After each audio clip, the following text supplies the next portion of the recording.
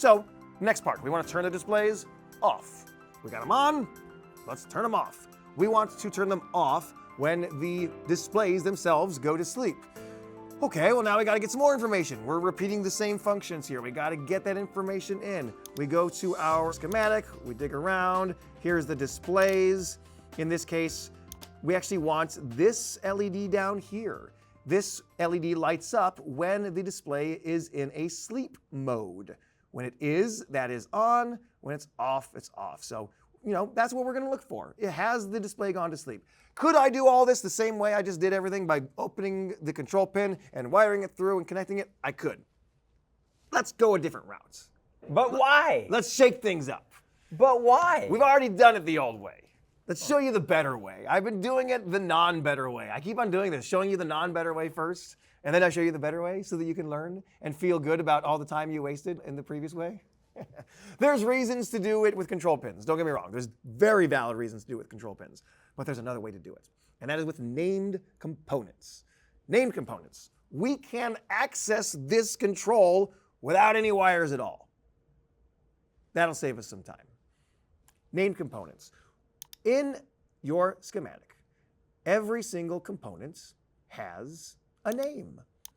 The name that you look at when you look at it just blankly is its label, okay? It has a second name called a code name.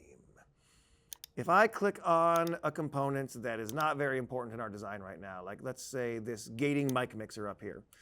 Its label is gating automatic mic mixer. And if I look in its properties, you can see that its label is gating automatic mic mixer. Scroll down a little bit, I got an area called script access.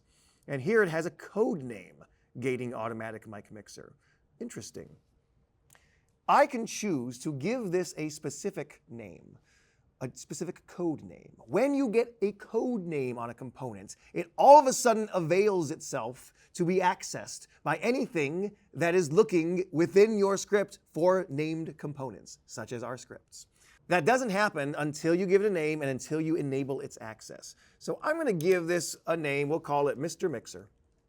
And the very act of giving it a code name of Mr. Mixer changed one of the properties.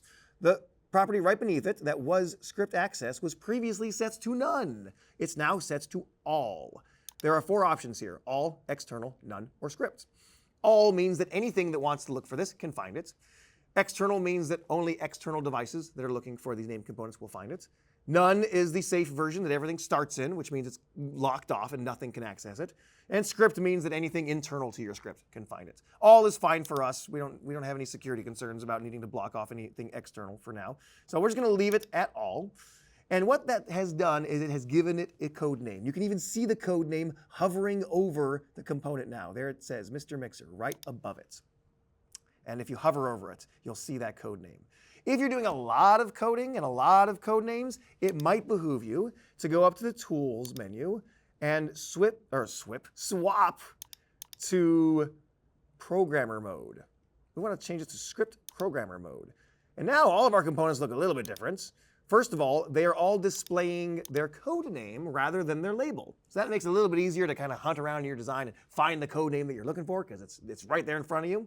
It also gives you a little colored box that tells you whether or not this component is in all access mode or no access mode. It'll be gray or external or scripts only. So script programmer mode can be very, very useful for when you're doing lots of named components because they are right there and you don't need to hunt around. And you can swap back again by disabling script programmer mode. Our displays have already been turned into named components. They already have code names. They already have a code name, in this case, MU display 1 and MU display 2. We already use named components in order to make our emulator work. So that they've already been turned on for you. Now, there are advantages and disadvantages to using named components. The advantage is that you can just access it immediately in your script. If we go to my script now, I can automatically go to this area that says named components that we haven't touched yet. And I've got an event handler for any control that is named. I can set a component's control to something. I can look at a value of something. If I grab the event handler and bring it on down here to the bottom, all I need to do is to define which control I'm looking for. I know that my display's name is MU display 1, right? So which named components? I got a long list of these because we named a lot of things in order for the emulator to work. I'm looking for MU display 1. That's the one that we were looking for. And then what control am I looking for? I'm looking for, what am I looking for? What am I looking for? It's none of these, is it? Oh, remember what I said earlier? If you're not sure what you're looking for, go to the control, just pop into emulation mode, hover your mouse over it, it'll tell you its name down the line. This one is the HDMI AV input sleep states, okay? Do I have that in here? HDMI AV inputs, where's the sleep state? Just click on it. You'll get another tier further down the line, okay? There it is. The sleep states. Scroll down, sleep states. Now I've got an event handler for when that LED changes. And I did not need to use any wires to get it in here. I could just access it from any script in that way. So that's the advantage. No wires. You can just find it. It feels like magic, right? You just call out its name and it does the thing, and that's great. Also, that means that multiple scripts can all control that control on their own, right? If you were using control pins, you would need to funnel all the different things that want to control that in through maybe some logic containers to get into a single wire eventually to be wired into this thing. Using named components, anything can access that without being funneled together. That's great. The disadvantage is that it's harder to troubleshoot what made the thing change, right? There's something really nice and tangible about control wires. You can see the wire going in and really easy to backtrack and say, hey, that button changed, why? Oh, I can see that it's being controlled by this and that that's being controlled by these things. There's no real chain of custody when you control it via a named component. You don't know what did that thing. So you kind of want to be really good about your debugging when you're using named components to make sure that you can keep track of what is doing the thing, because there's just no record of it. Same way like magic. It is like magic, right? It's magic because it works, but it's also magic because you don't know how it worked. And it'd be nice if you did. So both of those go in two different ways. Why didn't we use this earlier? I told you that this is the better way. Well, again, sometimes it's better to use wires. Sometimes it's better to just connect a thing and see how it's connected. It's also really useful to not rely on someone else to have to dig into your code and add a named component. If you're going to copy this and paste it somewhere else into another design, and you just leave an exposed control pin open, that's really easy for someone else to wire something to, rather than forcing them to go into your block controller and find the named component. So there's good reasons to use pins. But also the reason we didn't do it earlier is because we're also sending everything through the emulator and back. We wanted to make sure you understand what that flow is looking like. There is, worth noting, there's also a section called named controls. You may be familiar with named controls from level 1. Named controls is a way of adding a control to the named controls bin. That's over on the left side pane. Go to the named controls bin, drag this sleep LED into the named controls bin. This is another way of exposing a control to external devices. One thing that's nice about it is that you can name it. So I could change this really long, ugly name to just like display 1 sleep. And then in your script, you have a new category called named controls that has access to the named controls bin.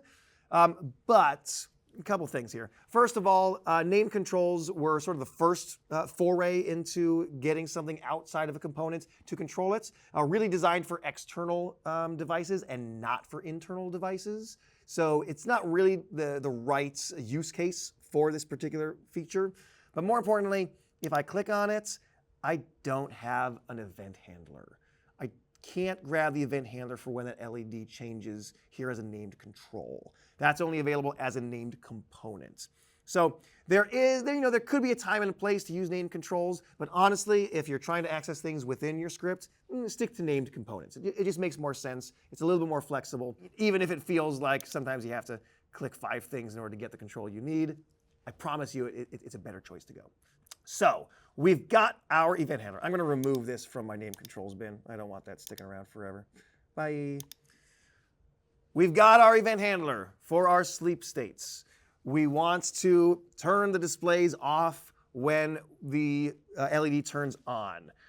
Boy, that sounds like it's very similar to what we just did with the HDMI laptops, right?